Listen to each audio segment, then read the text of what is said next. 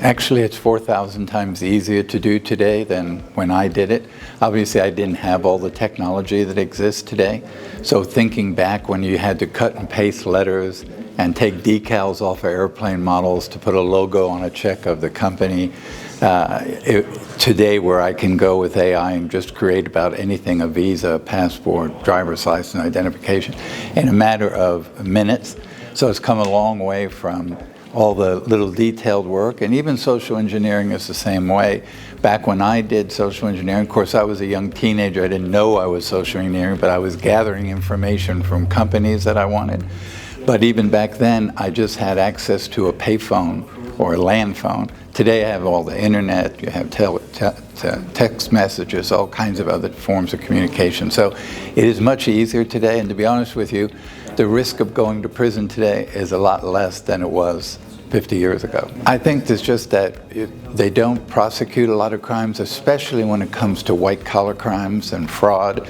If they're going to prosecute something, it's murderers, it's people that have committed some horrendous crime. So if you commit a crime, you'll probably end up on probation or community service. Obviously, they didn't have no bail when I was there, or I probably would have never came back if the judge had let me go and said, you don't have to post bail, but be here in 2 weeks. I'd probably never come back. So it was just so much easier back then. Cyber insurance is great. You have to remember it won't protect your reputation. But the problem is when you have cyber insurance companies need to do a better job of saying to the client, these are the things I expect you to do, to have in place, these technologies, these firewalls, the training of your employees. And then if there's a loss and you haven't put these things in place, I'm not going to pay the claim. I think insurance companies don't do that, so companies do very little, just sit back and go, well, I have insurance. So if they rip me off, my insurance company will pay.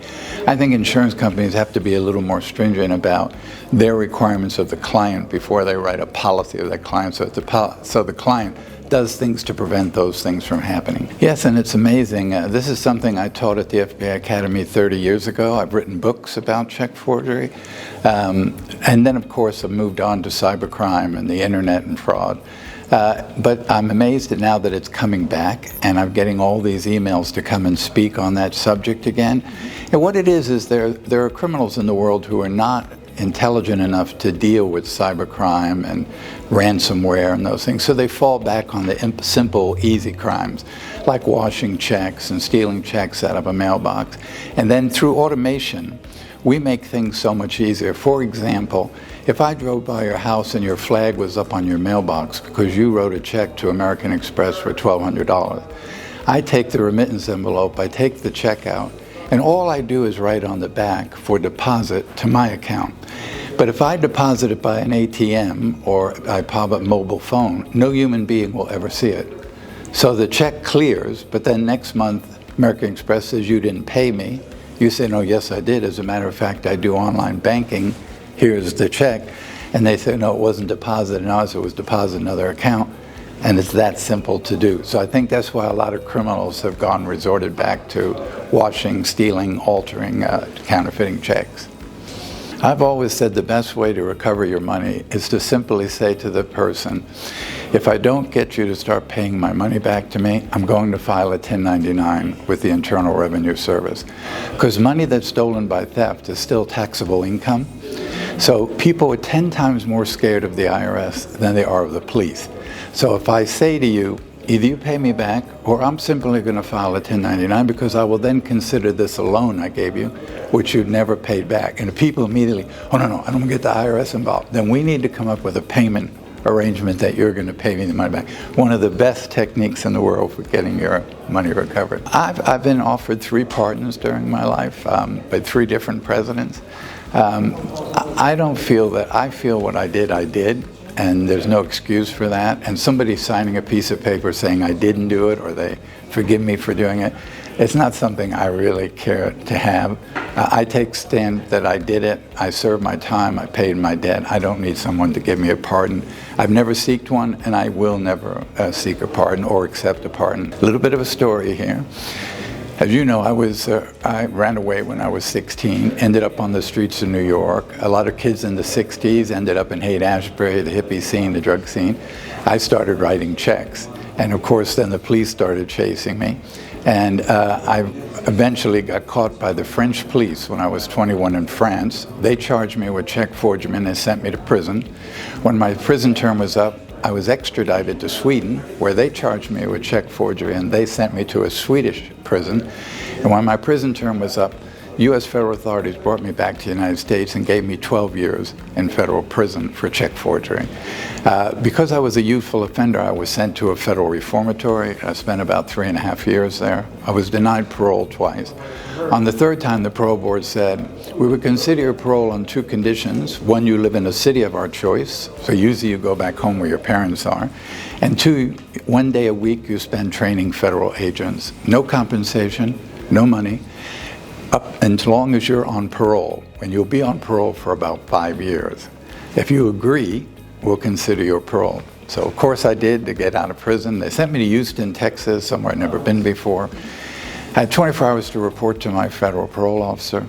He said, 1 day a week I'll set up for you to go teach at the academy.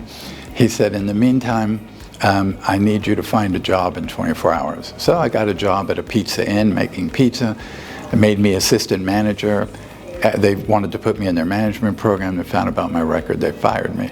So I got a job driving a bus from downtown Houston out to the airport. I thought, who's going to bother me driving a bus? You don't even collect the money they do at the place.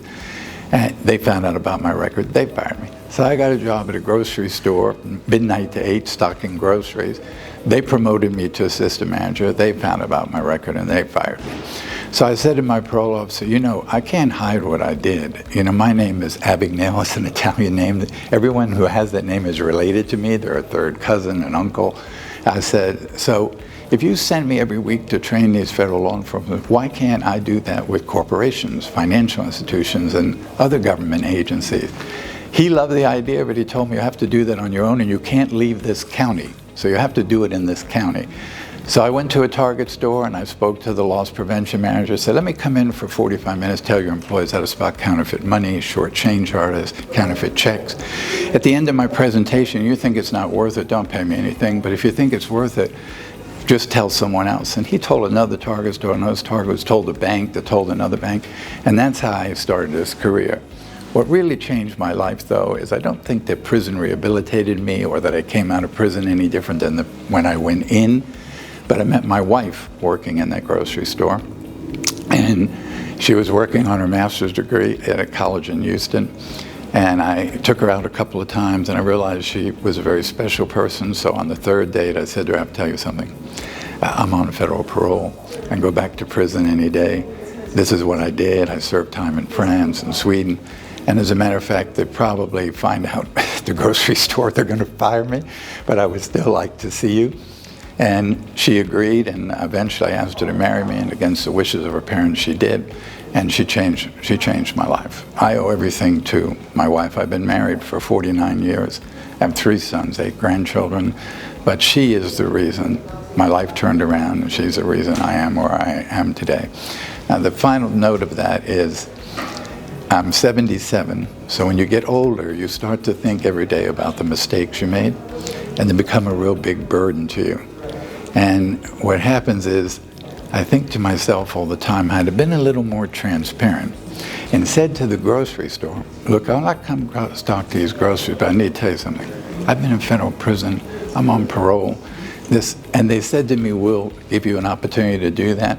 I'd much rather be talking to you today as a retired grocery store manager than who I am today. It's not been a real happy life because when you're famous and you're well known for doing something bad, you always have critics, you always have people who are challenging you all the time, always after you all the time.